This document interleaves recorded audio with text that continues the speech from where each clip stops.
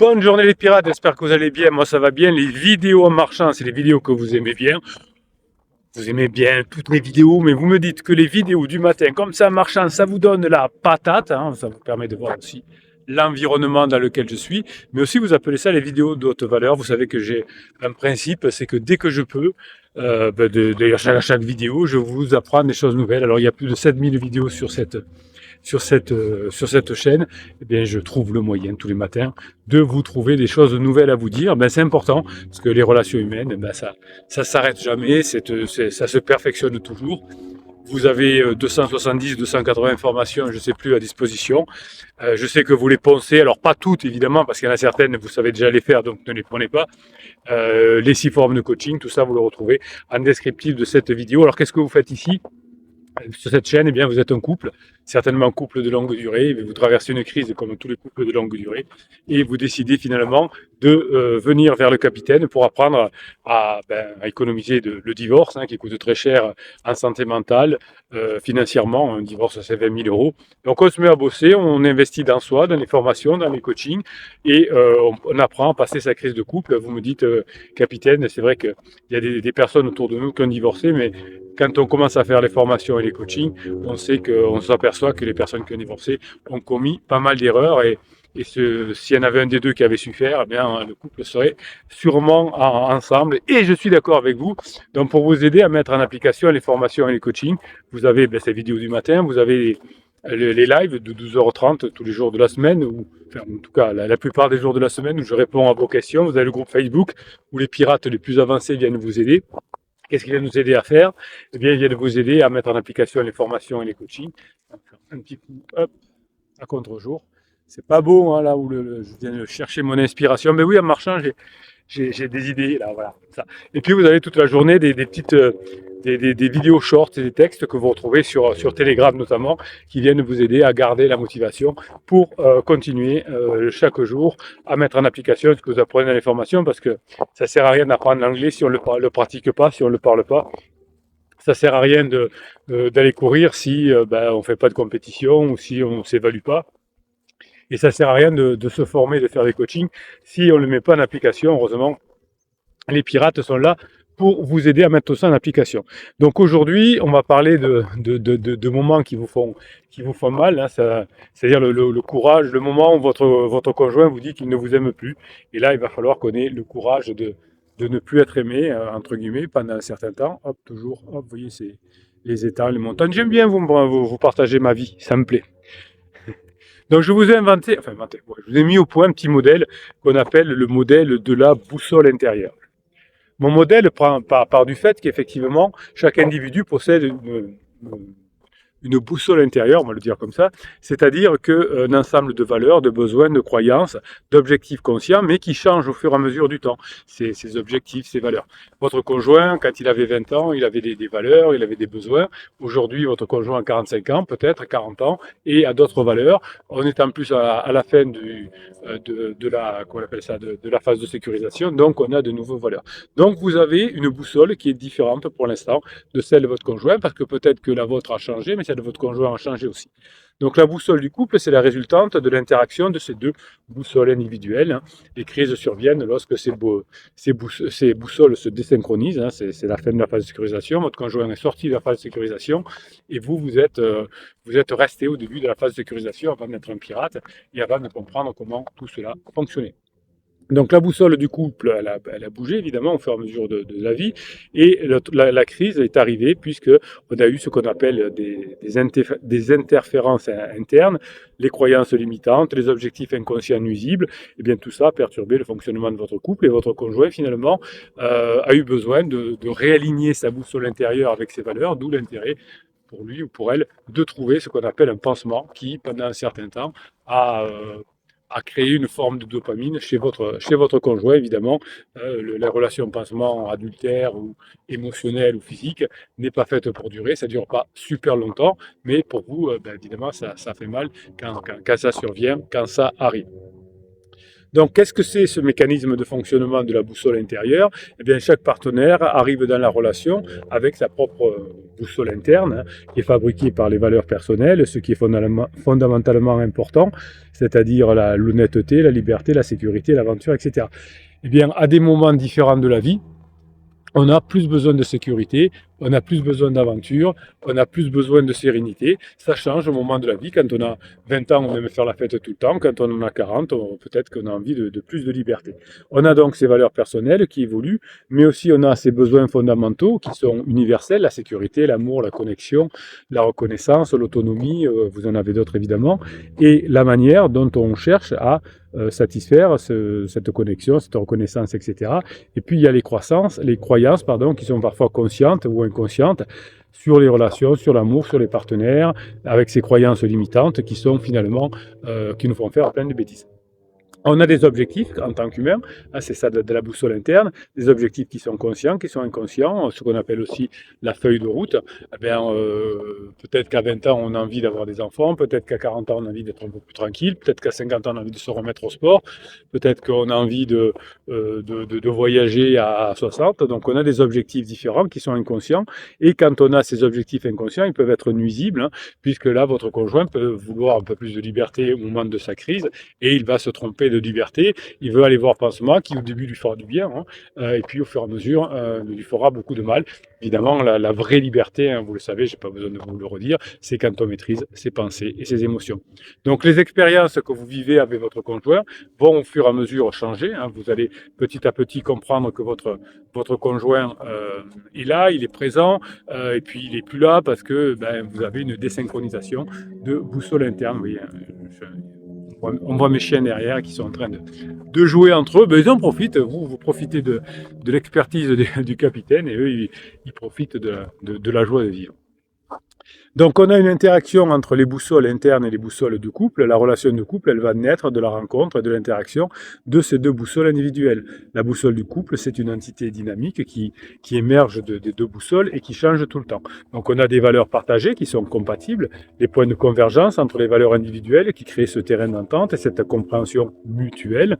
Au moment où on décide de se mettre en sécurisation, c'est que tous les deux, on veut certainement faire des enfants, avoir une famille, etc. On a aussi des objectifs communs, des schémas d'interaction, les manières habituelles de communiquer, de résoudre les conflits, de partager des moments, de se soutenir, etc. Ça, vous allez le bosser parce que souvent, c'est pas ce qu'on bosse le plus dans son couple parce qu'on n'a pas besoin, on a fait la sécurisation, tout va bien, il faut qu'on élève les enfants, on est codépendants, la maison, le boulot, donc on ne se pose pas toutes ces questions. Ensuite, on a finalement des schémas qui vont devenir dysfonctionnels au bout d'un moment. Ensuite, on a ce que j'appelle le climat émotionnel du couple, c'est-à-dire l'atmosphère générale de la relation, et ça change évidemment. Tantôt, on a une relation de sécurité, de confiance, de joie. Parfois, il y a de la tension, parfois, il y a de la peur. Donc, vous allez étudier ce climat émotionnel de votre couple.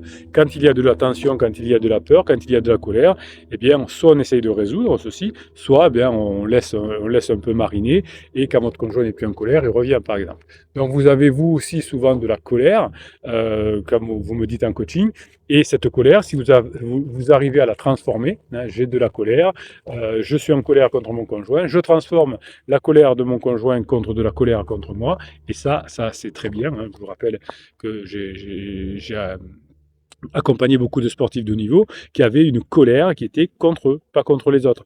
Imaginez que je perde mes clés, je vais être en colère contre moi, de ne pas avoir fait attention où je les ai mis. Je ne peux pas être en colère contre mes clés. Bien souvent, les pirates, vous êtes en colère contre votre conjoint.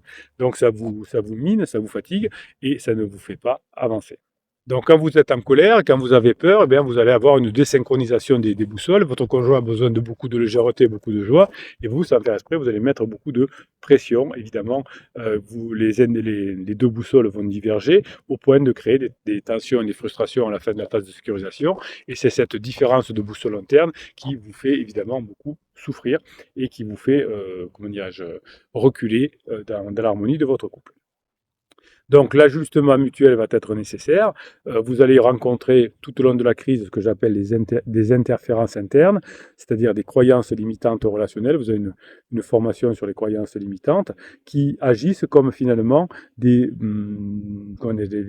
brouillages des récepteurs de votre conjoint et vous-même. Vous ne vous comprenez plus. Le message est brouillé. Par exemple, vous pouvez avoir un message comme «Je ne suis plus digne d'être aimé» parce que votre conjoint vous a dit qu'il ne vous aimait plus. Et ce «je ne suis plus digne d'être aimé», il peut vous faire souffrir et vous allez essayer de diminuer votre souffrance en raisonnant votre conjoint. Évidemment, là, vous n'allez pas y arriver, au contraire. Évidemment, vous allez à la fin de la phase de sécurisation pendant la crise être confronté à des facteurs extérieurs perturbateurs, la présence d'un pansement. Hein, le modèle de dynamique interne fait que finalement, la souffrance de votre conjoint par rapport à votre interne va faire que votre conjoint va essayer de se soulager de sa souffrance par de l'interne avec un pansement qui peut être une relation adultère, des jeunes gens qui sortent beaucoup, de la légèreté. Votre conjoint veut de la légèreté et vous, au début, vous mettez beaucoup de lourdeur, ce qui fait un facteur extérieur perturbateur et qui va entraîner chez votre conjoint un stress, un problème financier, des maladies au fur et à mesure de sa crise, parce que votre conjoint va souffrir évidemment. Donc l'idée, c'est non pas de chercher à réparer votre couple pour l'instant, mais ce n'est pas non plus d'essayer de blâmer votre conjoint, mais de cartographier la boussole intérieure de votre conjoint et la vôtre. Donc identifier vos valeurs, essayer en discutant, en observant et en regardant quelles sont les valeurs. Si vous avez fait la formation sur les valeurs, vous savez le faire, et sinon vous allez voir effectivement que votre conjoint a peut-être besoin de légèreté, etc. Essayez de voir les croyances limitantes que vous avez. Le psy de quartier m'a dit que c'était mort. Tati Janine m'a dit que les hommes ne revenaient jamais ou que les femmes ne revenaient jamais. Donc, pas de croyances limitantes. Restez sur les faits. Hein. Vous voyez que ici, vous savez que des centaines de pirates, des milliers de pirates sont revenus ensemble depuis 1999. Donc, la norme, c'est de revenir ensemble si on met bien en application les coachings. L'exception, c'est les personnes qui abandonnent parce que quand on a la traversée du désert, et tout le monde a cette traversée du désert pendant une crise de longue durée, eh bien, si pendant la traversée du désert on abandonne, ben, on abandonne, et le couple est fini, on dépense les 20 000 euros de divorce en avocat et compagnie, et ensuite on va abîmer la santé mentale de nos enfants, etc. Mais on n'est pas là ici pour juger, on n'est pas une chaîne morale, nous sommes une chaîne scientifique, on explique ce qui se passe et qu'est-ce qu'il faut faire. Donc finalement, vous allez pouvoir, en détectant les nouveaux objectifs de votre conjoint, qui sont souvent liés non pas au contrôle, il n'a pas envie que d'être contrôlé, il n'a pas envie d'être houspillé, il n'a pas envie d'être blâmé, mais il recherche souvent de l'attention et de la légèreté, évidemment. Hein, l'objectif inconscient de votre conjoint le fait souffrir, hein, le fait de vouloir de la légèreté et de se rapprocher de son pansement va le faire souffrir, et beaucoup souffrir sur le long terme, mais c'est comme ça. Donc finalement, vous allez travailler sur vous avec des exercices de journaling. Dans chaque formation, évidemment, vous avez beaucoup d'exercices, des introspections, les séances de neurohypnose qui vont vous permettre de comprendre quelles sont vos valeurs, vos besoins et d'y aller. Ensuite, vous allez effectivement travailler sur votre boussole intérieure pour la faire coïncider avec la phase 4, avec une phase de couple beaucoup plus ouvert, beaucoup plus autonome, beaucoup plus indépendant, où chacun va pouvoir évidemment chaque jour faire des choses de façon indépendante, mais se retrouver de façon agréable. L'idée, c'est pas de se défendre, c'est pas de juger, c'est pas de blâmer, c'est pas d'essayer de convaincre, mais c'est de créer cette légèreté qui va vous permettre de revenir avec votre conjoint. Donc le résultat, c'est que vous aurez une nouvelle compréhension mutuelle, plus profonde. D'abord, vous allez comprendre, grâce aux formations, la dynamique individuelle des enjeux qui sont en crise, et vous allez déplacer l'attention de qui a tort, qui a raison, hein, parce qu'au début, quand vous arrivez, vous êtes un bébé pirate, vous êtes en victimisation, ce que fait mon conjoint, c'est pas normal, je me sens trahi, etc. Vous êtes au niveau 1, vous tournez comme un poisson rouge dans un aquarium, les autres pirates vous aident à passer au moins au niveau 2, c'est-à-dire poser des questions du type j'ai appris ça en formation, comment je le mets en application, et ensuite, évidemment, vous passerez au niveau 3, vous allez aider les autres pirates qui vont vous poser des questions, j'ai appris ça en formation, comment je peux les mettre en application, et vous, en tant que pirate, vous les aiderez, et puis vous passerez au niveau 4, ce qui montrera que vous êtes très près de revenir à votre conjoint, c'est-à-dire que vous viendrez sur le Facebook ou sur les lives de midi juste pour dire les pirates, on lâche rien, c'est super, vous verrez, etc. Donc finalement, une fois que vous aurez réaligné les valeurs et les objectifs partagés, vous pourrez finalement passer dans cette phase 4. Les valeurs fondamentales de la phase 4 va faire que vous allez valoriser la famille, même si vous disputez de temps en temps, hein, ça arrivera. Vous aurez l'objectif commun qui ne sera plus à renégocier. C'est maintenant on a compris, on est fait l'un pour l'autre et on va chaque jour passer des bons moments ensemble. Et quand il y aura des choses à arranger, eh bien on va l'arranger ensemble et ça va bien se passer. Donc l'idée, c'est de minimiser les interférences au fur et à mesure. Donc s'attaquer directement aux interférences, aujourd'hui, ça va être important. Vous allez voir avec votre conjoint chaque jour comment vous pouvez améliorer la situation, comment vous pouvez mieux parler, comment vous allez arrêter de saouler votre conjoint, comment vous allez arrêter d'être lourd. Hein, tout ça, vous allez le faire. Vous allez essayer des choses. Par exemple, vous allez badiner avec votre conjoint. Vous allez voir ce qui marche moins bien. Hein, qu'est-ce qu'il faut faire, à quel moment ça se passe mieux avec votre conjoint, à quel moment ça se passe moins bien. Vous savez, comme les sportifs de haut niveau, ils essayent des trucs. Quand ça marche pas, ils essayent différemment. Les artistes font pareil. Ils essayent un tableau, ils essayent une chanson, ça marche pas. Les humoristes, ils essayent un sketch, une blague, ça marche pas. Il améliore ou il la change. Dans les entreprises, dans les chefs d'entreprise, eh bien, créent des produits, s'ils ne marchent pas, ils les changent, ils les améliorent, etc. Donc, il n'y a pas de raison. Dans tous les domaines de la vie, on est dans le même cas. C'est-à-dire que quand il y a quelque chose qui fonctionne bien, on le continue. Quand ça fonctionne mal, eh bien, petit à petit, on va l'améliorer. Donc vous vous êtes remis en question, vous dites, ben, j'ai bien compris que maintenant, plus jamais je ne pourrai, je ne pourrai repasser en phase de sécurisation. Le couple ne passe pas en phase de sécurisation. En revanche, le couple, qu'est-ce qu'il va faire? Il va passer dans la phase suivante, la phase de grande intimité, évidemment. Donc tout ça, dans chaque formation, vous allez apprendre des techniques de restructuration cognitive. Vous allez identifier les pensées négatives, vous allez les transformer en idées positives. Et si vous arrivez à remplacer les idées négatives en idées positives et productives, eh bien vous rapprocherez de la phase 4, évidemment. Tout ça va vous permettre de recalibrer les schémas d'interaction, c'est-à-dire que vous allez reprogrammer les besoins et les demandes, vous allez développer et apprendre des stratégies de résolution pour avoir plus de compromis, plus de légitimité, plus reconnaître le besoin de votre conjoint. Si vous répondez à nouveau aux besoins de légèreté de votre conjoint, par exemple, eh bien votre conjoint va répondre à vos besoins d'être plus souvent ensemble et de passer en phase 4 notamment. Et tout ça va vous permettre d'avoir des moments de connexion petit à petit avec des rituels positifs, avec de la qualité d'intention, avec du lien qui va mieux, avec de l'affection, avec des activités agréables, avec des rituels positifs. Tout ça, vous allez apprendre avec à nourrir votre relation. Évidemment, plus vous aurez de choses positives, de gratitude, etc., mieux vous allez y arriver.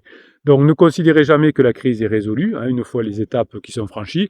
Vous aurez toujours des choses à améliorer, parce que simplement, dans la vie, on s'améliore tout le temps, et puis les besoins de votre conjoint et les vôtres aussi vont bouger. Donc vous êtes aujourd'hui au top sur quelque chose avec votre conjoint, par exemple, vous dites, bah, ça y est, on a compris, maintenant tous les week-ends, on part avec des amis, et puis peut-être qu'au bout de quelques temps, au bout de quelques mois, votre conjoint aura aussi envie de temps en temps de partir en week-end qu'avec vous, ou de ne pas partir en week-end, et de rester tranquille à la maison. Ça, c'est vous qui verrez. Dans toute votre vie, hein, vous aurez des adaptations à faire dans le couple. Vous n'aviez pas besoin de le faire dans la phase de lune de miel, parce que on ne voyait pas les défauts de l'autre. Dans la phase de sécurisation, de toute façon, ben, il fallait s'occuper du métier, mettre au boulot des enfants, de la maison. Et aujourd'hui, que vous êtes passé dans la phase 4, eh bien, il va falloir vous adapter au fur et à mesure pour le meilleur et pour le meilleur. Voilà. Donc, vous voyez que tout ce qu'on apprend ici avec les neurosciences, avec la philosophie, c'est aussi du bon sens. On trouve à peu près pareil dans les religions, on trouve à peu près les mêmes choses. Donc si vous arrivez petit à petit à récupérer votre conjoint, c'est parce que vous aurez compris toutes ces règles de dynamique. Tous les êtres humains sont différents, mais le couple a ces dynamiques de couple qui évoluent. Tous les êtres humains sont différents, mais on est tous soumis à l'hiver, à l'automne, à l'été, au printemps. On le supporte plus ou moins mal. Eh bien, vous êtes des individus, mais vous êtes quand même sujet aux 4 saisons du couple, comme on dit, hein, aux 4 phases, et aux humeurs, les vôtres et celles de votre conjoint. Une fois que vous avez compris que le secret dans la vie, c'est d'être dur avec soi-même et souple avec les autres, de s'adapter, de savoir s'adapter en étant dur avec soi-même, eh bien là, vous n'aurez plus de problème. Pour les phases suivantes, le but, c'est, comme on le dit dans la formation sur les jeux infinis, eh bien, si vous connaissez les règles du jeu infini, faites la formation des jeux infinis. Si vous l'avez pas faite, elle est exceptionnelle. Ça vous permet pour tout dans la vie, pour le métier, pour les enfants, pour tout ce qui dure, d'appliquer les bonnes règles de jeu infini, parce que si vous appliquez les règles de jeu fini comme vous l'aviez fait, votre couple aurait pu se séparer comme vos cousins, vos amis, se sont séparés. Heureusement, vous êtes tombé sur cette chaîne de pirates. Les pirates vont vous aider à mettre ensemble, en place les formations et les coachings. Moi, je suis là toute la journée. Vous avez les lives de midi, les vidéos du matin, les vidéos courtes, le groupe Facebook où j'interviens également pour répondre à vos questions sur les formations et les coachings. Et ensemble, on y arrive. Une fois qu'on a compris que la vie, c'est de la dynamique et que les relations humaines sont des dynamiques qui évoluent, une fois qu'on a compris quelles sont les règles de jeu infini, eh bien, la vie est beaucoup plus facile et beaucoup plus joyeuse. Vous êtes passé à 2 doigts de la séparation et du divorce. Heureusement, aujourd'hui, c'est bon, vous vous mettez à bosser, vous mettez en application, vous vous faites aider par les autres pirates, vous aidez les autres pirates, et on y arrive aussi. Passez la journée que vous méritez, mes pirates adorés.